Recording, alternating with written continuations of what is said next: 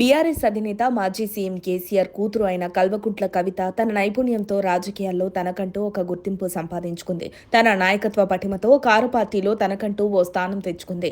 BRS తరపున గతంలో ఎంపీగా, ప్రస్తుతం ఎమ్మెల్సీగా కవిత సేవలందిస్తున్నారు.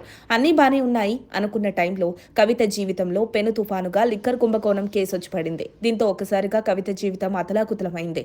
ఈ కేసులోనే ఆమె తీహార్ జైల్లో 3 నెలలకు పైగా గడిపారు. బీఆర్ఎస్ అధిష్టానం కవితను అష్టకష్టాల్లో పడి ఎలాగలా బయటకైతే తీసుకొచ్చింది కానీ దగ్గరకు తీసుకోలేకపోయింది ఆ పార్టీ. దీంతో నాటి నుంచి కవిత వేరు కుంపటి వైపు అడుగులు వేస్తూ వచ్చింది. ఈ క్రమంలోనే నాటి నుంచి నేటి వరకు కవిత ఏం మాట్లాడినా, ఏం చేసినా సెన్సేషన్ గా మారుతోంది. ఆమె తీరు నచ్చక బీఆర్ఎస్ నుండి ఇటీవలే ఆమెను సస్పెండ్ చేశారు. నాటి నుంచి బీఆర్ఎస్ నేతలపై స్పెషల్ ఫోకస్ చేస్తుంది. వారిని ఇరకాటంలో పెట్టే ప్రయత్నమే చేస్తోంది కవిత. ఇప్పుడు ఆమెను చూస్తేనే గులాబీ నేతలకు వణుకు పుడుతోంది. ఈ సందర్భంలోనే శుక్రవారం ఎమ్మెల్సీ కవిత కీలక వ్యాఖ్యలు చేశారు. హైదరాబాద్ లోని జాగృతి భవనంలో మీడియా సమావేశంలో ఆమె మాట్లాడారు. భవిష్యత్తులో సీఎం అయితే బీఆర్ఎస్ పై విచారణ చేపడతానన్నారు. ప్రతి ఒక్కరికి టైం వస్తుందని, నాకు ఎప్పుడో ఒకసారి సమయం వస్తుందన్నారు. నేను కూడా ఏదో ఒక రోజు తెలంగాణకు సీఎం అవుతానన్నారు.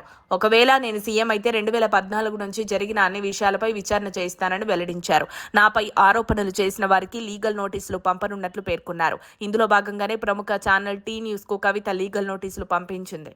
దీంతో గులాబీ శ్రేణులతో పాటు కేటీఆర్ సైతం ఒకంత షాక్ కు గురయ్యారట. అంతేకాకుండా బీఆర్ఎస్ ఎమ్మెల్యే మాధవరం కృష్ణారావు తనపై చేసిన ఆరోపణలపై కవిత పలు కీలక కామెంట్స్ చేశారు. టీ న్యూస్ ఏమన్నా సోషల్ మీడియా అనుకున్నారా? Satellite channel. అసలు ఆ విషయం గుర్తుందా అని ప్రశ్నించారు. బీఆర్ఎస్ ఎమ్మెల్యే మాధవరం కృష్ణారావుతో పాటు బీజేపీ ఎమ్మెల్యే ఏలేటి మహేశ్వర్ రెడ్డిలకు సైతం కవిత లీగల్ నోటీసులు పంపారు. తమకు ఇష్టానుసారంగా తనతో పాటు తన భర్తపై భూ కబ్జా ఆరోపణలు చేస్తున్నారన్నారు. ఇదిలా ఉండగా ఇటీవల అమెరికా నుంచి వచ్చిన తర్వాత బంగారం, నగలు సైతం తాకట్టు పెట్టి బతుకమ్మ వేడుకలు ఘనంగా నిర్వహించినట్లు చెప్పుకొచ్చారు. రాజకీయాన్ని అడ్డం పెట్టుకుని దోచుకోలేదని ఎద్దేవా చేశారు. గత 10 ఏళ్లలో ఎప్పుడైనా నా భర్త మీతో సాయం కోసం వచ్చారా అని నిలదీశారు. తెలంగాణలో 10 ఏళ్ల పాటు బీఆర్ఎస్ ప్రభుత్వం అధికారంలో ఉందని, ఈ 10 ఏళ్లలో ₹1 కూడా సంపాదించలేదని చెప్పారు. అధికారంలో ఉన్నప్పుడు అక్రమాలు చేసి వాటిని తనపై వేయాలని అనుకోవడం సరైంది కాదన్నారు. ఇష్టానుసారంగా మాట్లాడితే తాట తీస్తానని కవిత హెచ్చరికలు జారీ చేశారు. ఇక ఆమెకు కౌంటర్ గా నువ్వు సీఎం కాకపోతే పీఎం అవ్వు అంటూ ఎమ్మెల్యే మాధవరం కృష్ణారావు కామెంట్స్ చేశారు. ఇప్పుడు రాష్ట్ర రాజకీయాల్లో ఇదే హాట్ టాపిక్ గా మారింది. మరిన్ని అప్డేట్స్ కోసం మా కాయ్ టీవీని సబ్స్క్రైబ్ చేసుకోండి. మా వీడియో కనుక మీకు నచ్చినట్లయితే లైక్ చేయండి, షేర్ చేయండి. మీ విలువైన అభిప్రాయాలను కామెంట్ బాక్స్లో తెలియజేయండి.